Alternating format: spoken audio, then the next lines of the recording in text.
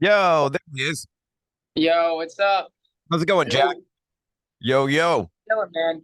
Hey, appreciate the time. Won't keep you for too long, but wanted to geek out with you about the new tunes and tour and get your opinion on a couple of things and just get into my Dead Poet Society fandom. Sick. All right, let's do it. Do it, man. Let me start with the beginning because I'm like normally a death metal thrash kind of guy, and my love for your band is completely out of left field, but I love you guys nonetheless. I mean, I fell in love with the record during the pandemic. We did a phone interview at that time and gushed all about the record. Finally got to see you guys last year at the observatory at the Constellation Room in Orange County. Blew my freaking mind. And that brings Oh, me thank you. to my first question. You had said during that show that you guys lived in Orange County for a while. Yeah, we actually still live there now. Oh, no kidding. Tell me about that. Yeah, Because you guys are kind of known from being from like Boston and Berkeley and all that. So when you moved out to California, it was first settling in Orange County. yeah. It was actually kind of by just like chance because we first moved out in 2016. Uh we first moved out in 2016. The We didn't realize that we had been evicted from our apartment in Boston because we left before the lease. So we were just kind of like homeless for a good month or so, and then we went on tour and we came back, and the only place we could find was this Airbnb in Santa Ana, and so we took it, and then just kind of stayed in that area. Wow. So you guys are OC representing still in that same area, Santa Ana, Costa Mesa, South Orange County kind of. Um, Will now lives in Long Beach, and I live in Huntington Beach, and we're kind of like all spread out over Orange County in Southern LA. But fell in love with the area and decided to stay. Yeah, exactly. Space is still there. Yeah. Bitching, and good to learn. And then, dude, I've never done this before. Like I was saying earlier, big fan. My wife, who likes hip hop, and we don't even agree on rock, big fan of yours as well. We took a road trip out back in May out to Phoenix because we were pissed that you guys announced dates and there was nothing in SoCal. So we did a road trip on our anniversary to go see you guys on our 11th wedding anniversary. That was my present to her, is seeing you guys at the Valley Bar in Phoenix that night. Oh, wow. No way. That's sick. Yeah, dude. I've never done that. I mean, been in radio for almost 3 decades and go to concerts all the time. I've never driven out of state to go see a band until you guys. I love that, dude. That's so awesome. And it was an amazing show. And I do remember you saying, hey, you guys want to hear some new music? And you played a new song that night. And I'm thinking it was running in circles. Am I correct on that? Yes, you are. Bitch. And was that the first time you guys had played that? No, we had actually. No, it was the first time. Yeah, that was the first time we ever played it live. And dude, now hearing the record, I tell you, it's a song when I wake up in the middle of the night and I can't sleep and I'm tossing and turning. I got that chorus stuck in my head. So thank Oh, well, you're welcome. And I'm sorry. I was gonna say I'm sorry. I love what you guys did though with a kind of a double release. It felt really old school, releasing, that tune and Hurt at the same time. It felt like getting a cassette back in the day where you had the A side and the B side. Was that kind of the theory behind it? Yeah, exactly. Yeah, and I think we wanted to kind of like surprise people a little bit by releasing two songs, but only promoting one, just a little cherry on top because it's been a minute since we released music. Yeah, way too long. So that's why I was stoked at the show that you said, "Hey, we got new music," and then to hear these songs and certainly running in circles, like I said, that chorus getting it stuck in my head, and kind of all about those insecure voices in your head. Probably those voices I'm hearing when I can't sleep at night. Those are the ones, dude.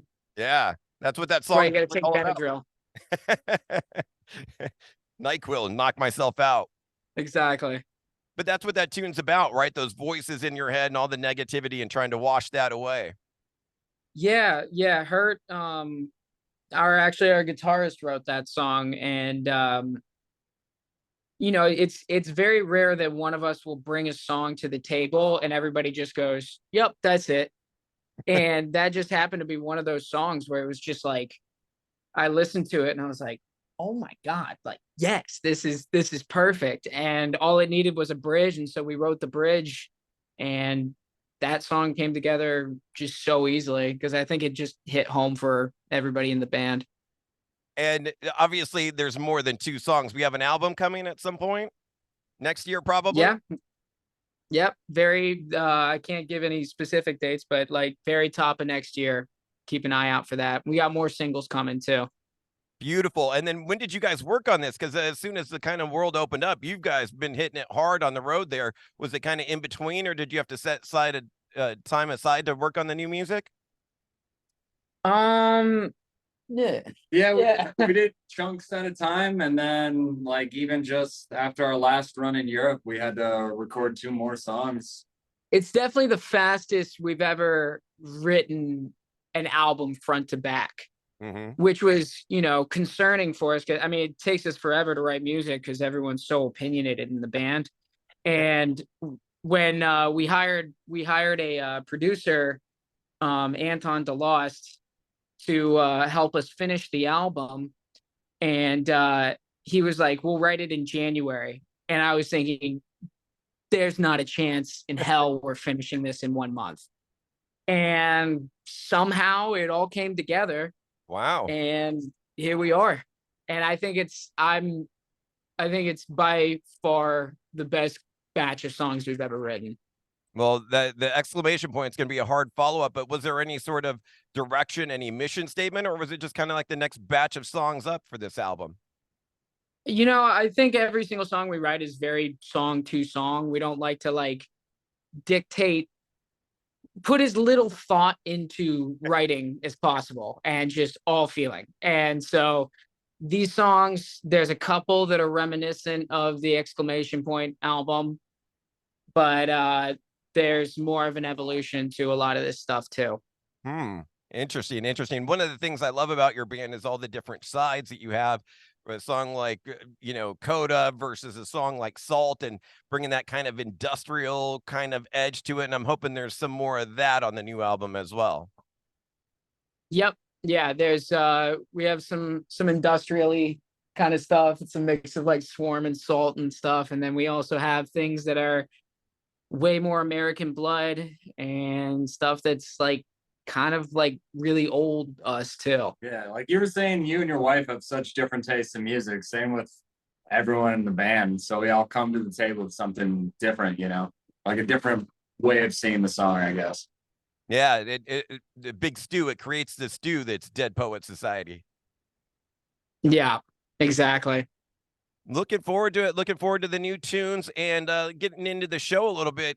Rad that we'll get to see you in Southern California at the world famous Troubadour on October the 9th, a headline set and a historic place. Have you been there for shows? I went and saw Highly Suspect there in like 2017.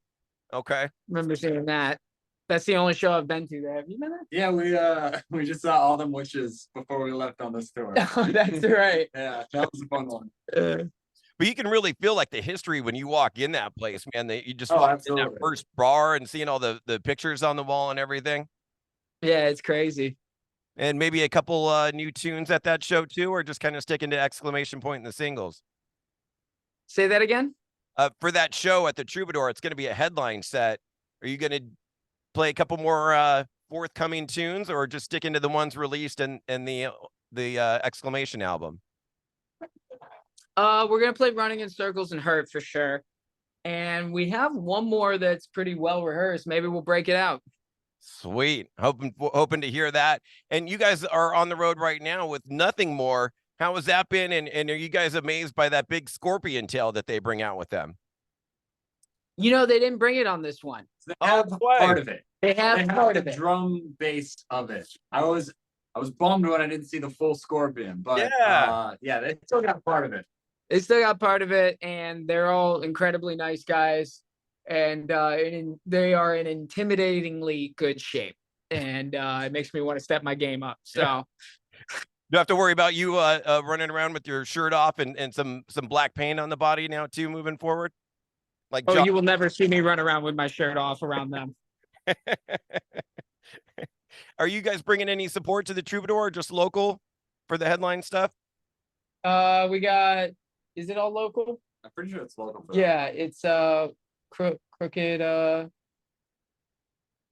What is it called? I'm blanking on the name of the band right now, but we're gonna post them all over our social media and everything as we get closer. I totally understand that. And last couple of things I wanted to hit you with, man. We're an old school radio station. Like I said before, I'm a metal guy. We do a feature called Mandatory Metallica. And we had talked during the pandemic, not the biggest Metallica fan in the world, Jack, but how about for you, Will, a big Metallica fan? I definitely grew up listening to them.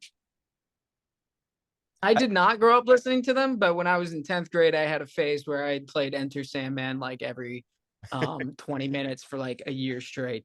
Wow, that song on repeat just wore out that cassette. Yeah, dude. I would think that that's kind of the goal for every band. I mean, they're 40 plus years into their career and still doing stadiums. I mean, just being around 40 plus years, I would think would almost be the trajectory or the hope for every band. Or would you rather do the opposite and just kick ass for 10, 12 years and then disappear? And then ghost out. Yeah. No, I live. no. I live Yeah. playing. Yeah. Yeah, like we put ourselves through, I think, unnecessary amounts of pain and suffering for 45 minutes on stage every few days. And we wouldn't be doing it if those 45 minutes weren't just pure ecstasy. So the goal would be to do it for 40 years and 40 years from now still be going on stage doing it. oh, 100%. I mean, everyone saw that viral video of like James chilling with a cigar before he's about to play. Like, come on. Yeah. You don't want to do that? Walking up to stage smoking a big stogie. Right. Precisely. Have you guys seen, it's been kind of a renaissance, I think, because it's been like 20 years old, but Some Kind of Monster, the doc that they did that was, amongst other things that they've done throughout their career, but really revealing. Most bands only kind of show you the good side, the happy, clean side. And I thought that was so cool of them to be so open and free and show the not so good side of the band. I mean, the band was almost breaking up at that point. Yeah, I mean, when you're basically in a relationship, like a marriage with four dudes. And so, and as long as everybody has that same drive and goal to make it successful, then you just kind of live in this world of like compromise where you're going to have blowout arguments, but like the objective is to have them resolved. But we've definitely had our fair share of fucking I mean, I didn't mean to swear there, but blowouts. Yeah. Totally makes sense. I mean, like you said, it's a marriage with four people. I mean, you gotta keep everyone happy, and not everyone's gonna be happy all the time, sleeping on top of each other and sweating on top of each other so close in proximity and touring. Yeah. Exactly. Yeah, I think we're very fortunate that we all have rather tolerant personalities to a certain extent.